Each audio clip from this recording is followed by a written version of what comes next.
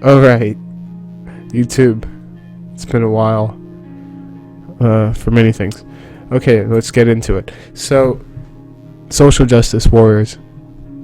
I'm trying to sketch how they came to be. And this is what I came up with. Not so much recent history, like the last 10 or 15 years, but kind of like the intellectual history, the pedigree of that kind of thought. Facts over feelings over facts, and putting so much emphasis on language and the impact that language has on people. So, the importance of talking about social justice warriors is, of course, because they are threatening freedom of speech, right? They're using this thing called hate speech and trying to trump that speech that may be offensive and try to police language that way. And of course, offense is always taken, never given. So, because of that, you're going to have people always trying to expand what is offensible, or what causes someone to get mad. And it gets wider and wider and wider and wider.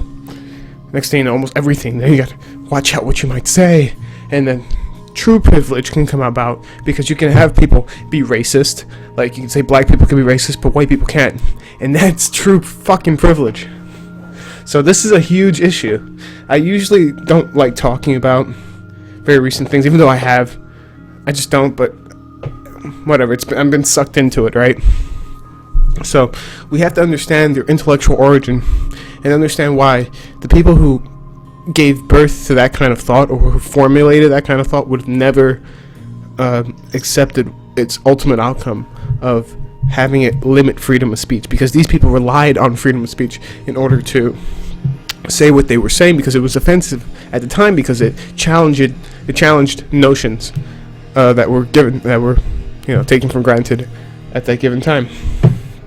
So we can't lose freedom of speech just because some language may be hateful, hurtful, or offensive to some people. We have to learn to be thick-skinned. Now, threats don't count into this, right? If I say I'm going to hurt you, that's completely different from saying I don't agree with you, so you're a dumbass. It's a completely different use of language. So threats are outside of this category of freedom of speech in general. So with that aside, let's start.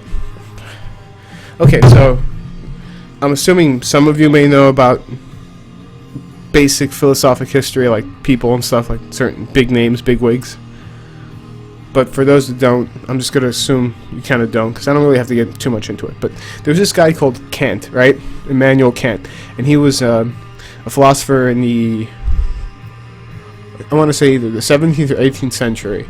I think the 17th. Well, I think it was the 1700s. I'm not sure, but whatever. So he was what they call an Enlightenment era philosopher, and he came up with this idea of splitting nature, right? So the big formulation before that generally was Descartes saying, the substance between matter and spirit. And I think therefore I am. So Kant made up a different split, and that was materialism and experience, right? What he called namuna, and phenomena.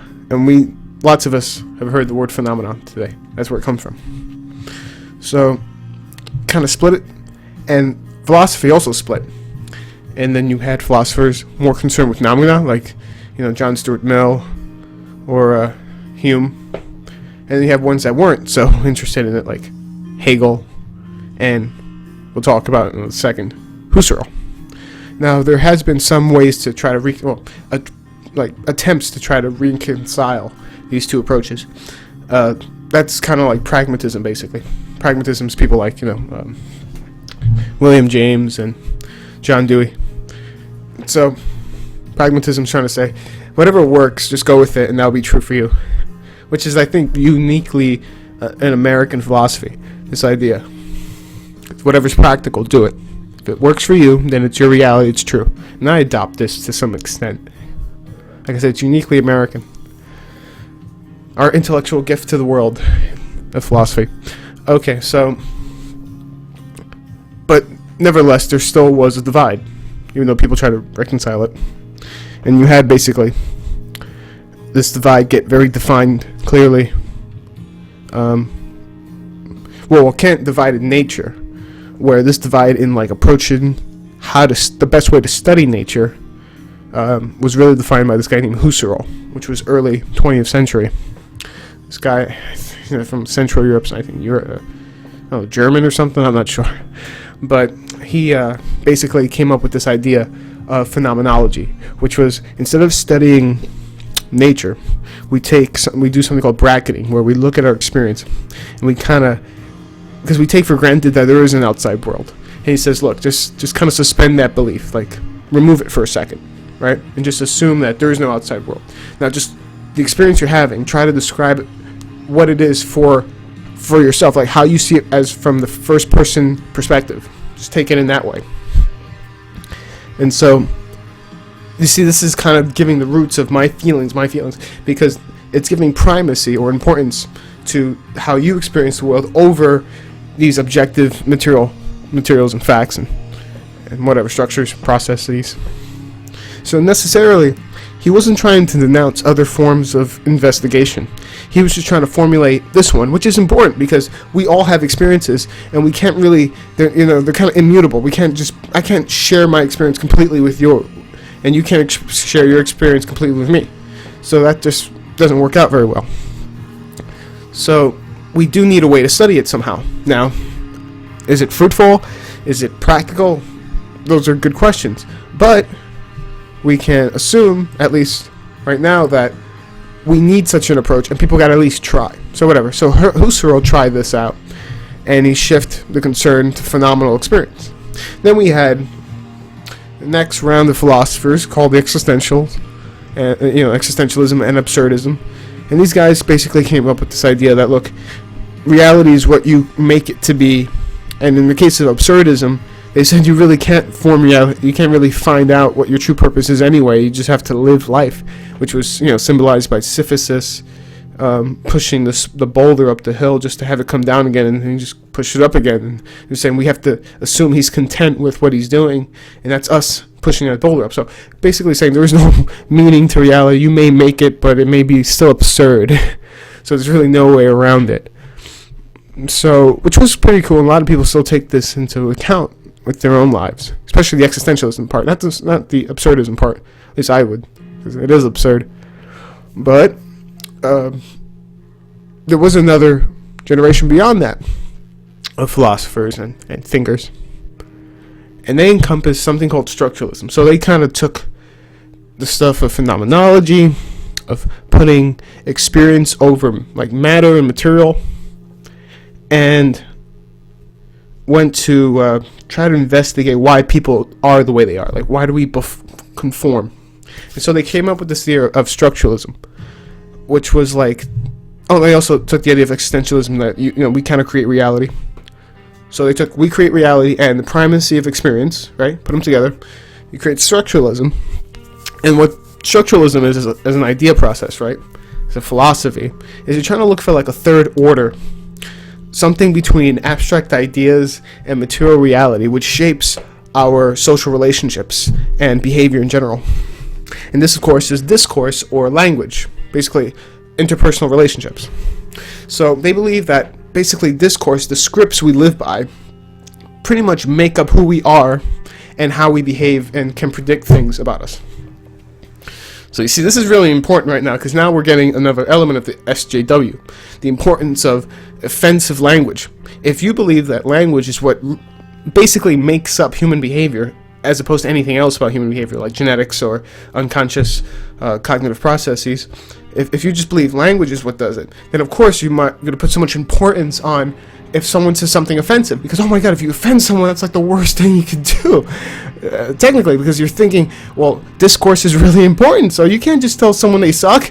They need to have their safe space and their fucking bubbles and cartoon, like, oh my god, and fucking puppies and cookies. I mean, that stuff is great. I like some puppies, some cookies, some milk, but not when I'm like engaging in debate and I want to like expand my horizon of knowledge, and I'm there like, no, let's bring it back. No, you're just offensive. You're not respecting discourse. Whatever. Okay, so that structuralism set the stage for that. And then we have the philosophers of the 60s and the 70s, the Foucault and Kant, Derrida, Deleuze, that came with Poststructuralism, which pushed these ideas basically from just the idea of human behavior and social relationships, and moved it into almost everything else, like linguistics. They pushed it into social criticisms. So not only were they talking about how people react, but they were like criticizing political systems, where structuralism was somewhat like ahistorical. They weren't really caring about who's in power and what are our norms. They're just kind of looking at, it's very analytical, right? Just looking straight at language. Post-structuralism kind of broadened that and brought that to general social criticism, just like what most stuff we see today on, let's say if you watch TYT or the Alex Jones channel or some other, underground, well, I can't say TYT is that underground, but it's good for the left, so you like it so much. Some kind of like, non-mainstream kind of media entity. What they're doing is social criticism. So they adopted the structural stuff. They took it away from like the academics and brought it to somewhat, they applied it to the masses, into pop culture. So you can see how discourse became the idea of how we, the foundation of what we do, and our what they call normative influence, what we think is normal. This discourse just shapes all of this. There was also another edition, which I believe is from Deleuze, or maybe it was Derrida. It was either Deleuze or Derrida came up with this idea of deconstructionism, and they even focus more on language now and said, well, if you look at language, you can kind of like take it apart and then find more meaning in it than what the surface meaning is. And that of course causes a multitude of problems, although it's very interesting. And the first philosophers who did that were keeping within literary texts. They would use one text, like a Shakespeare text, and use that to like deconstruct another text, like the Odyssey. But then of course it went off into pop culture and whatnot. And so it's really interesting in that sense, where we have looking at language and trying to find deeper meaning in it. Now, this may be useful in some regards, but of course, because it's all purely cognitive, right, you can unpack it any way you want, right? There's no set way of unpacking it. So because of that, there's very little room to control for bias. So this fueled pushing and looking at language, and just looking at just language and like, what is language doing to us? Oh my God, police language. So then came second wave feminism, which of course, for those of you who are initiated, know that's much of a problem. The ones that just don't hear feminism and think, oh, equality, they actually kind of see it de facto, what it has become and what it does in the world. It applied this whole thing, deconstructionism and post-structuralism, like looking at the third order. It applied this from social criticism now to gender roles specifically, rather than literature. And then intersectionality came up and just added race and other demographic markers, into superficial demographic markers, may I have. By the way, I've tweeted about this before that. Why is it when every time you want to be have a representative group of people, in some, like a Congress or something, people quickly think about race? Like that, there's other things that make people different and unique besides race, and maybe we can model those things, like ideas. That's kind of what we do when we vote for someone that has the ideas we have, as opposed to being our race, which is superficial and retarded. Oh, I used the word retarded. Guess what? The word retarded means, not. I was going to say the same word all over again. Retarded means retarded, but it means like not being able to mature properly, because it doesn't take in multiple perspectives. It stays within its myopic perspective. It's retard. Doesn't budge. I gotta stop going off on tangents. I get really, really distracted. But let me continue onward and say that intersectionality brought this superficial demographic, stack to this post-structural, phenomenological, deconstructionist thought. So this is exactly why social justice warriors who are born from intersectionality prioritize subjective feelings over objective data, because of the legacy of phenomenology. This is why social justice warriors focus on the language and social influence, because of post-structuralism and deconstructionism. They believe discourse is the only factor shaping human behavior, rather than things like epigenetics, hormones, personal agency, unconscious cognitive structuring, because to them, these material-based or other explanations for behavior are not part of the structure of discourse that interconnects us. Now, I want to say, of course, structure plays a role. The structure of language plays a role in how we behave, of course. But when you assume it's the only factor or some kind of overriding factor, that's the problem. It's a confluence. It's like a cog in a huge wheel, and we have to look at all factors as opposed to just discourse. Because if it was just this discourse, we can do things like talk ourselves out of illness, which would be wild if that can happen. Show me if social justice work and say, hey, I can talk my body out of cancer. I'm on board. So it's important to understand the intellectual tradition which birthed this monstrosity, abomination, horrendous circumstance of people, so self-righteous and arrogant, so blatantly racist and bigoted, but justified because they can't be the way, because they feel like they're part of this oppressive class. It is insane, but I believe we can better remedy and mitigate these effects in our society when we understand their origins. Because the people who started this, those continental philosophers in the middle of the 20th century, they would have never guessed that their methods for understanding language better, basically of classical literature, would have become a way to justify the discarding of freedom of speech because some language may be offensive. I mean, for God's sakes, these same philosophers were offensive in their day. They counted on that. All science is offensive. Every scientist is going against something and trying to add something, and also good science is always discarding a theory for another one. It always has to be somewhat antagonistic and offensive,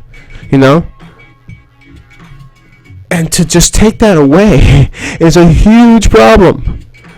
Now, harassing is one thing, okay? When one person follows someone continuously and berates them. But it's another thing to just be a one-off, you're an idiot. That's not constructive. I won't agree that kind of talking is a constructive, shit posting and stuff. But it's not worth making it criminal or even a civil issue. It should always be free to do. So that's basically the intellectual tradition of the social justice warrior. I hope you gleaned something useful from this. I hope it was edifying. Hope maybe it was even entertaining. I don't know. I would love feedback. I want, I'm not saying this is absolute truth, this kind of thing. I'm not, I briefly read most of these philosophers. Some I know better than others, but I'm not really, I call myself an expert or anything. So I encourage you to comment and, criticize and tell me what you think is right or wrong about this. I haven't done a webcam video in a while. So, we're already at 19 minutes. I kind of want to make it a perfect 20. But, so, good. I've made a video. I haven't made one in a while, sorry. I am so busy with being lazy. Also, it's tax. I do taxes, and I'm also a professor. So, I got to balance all these things. I'm an adjunct, alright? I'm not a full professor, okay? I'm not going to front like I'm one.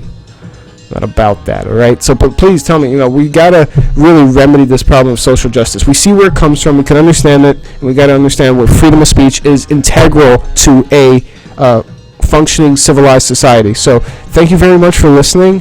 I'll have some more videos soon. And please like, comment, and subscribe. Thank you.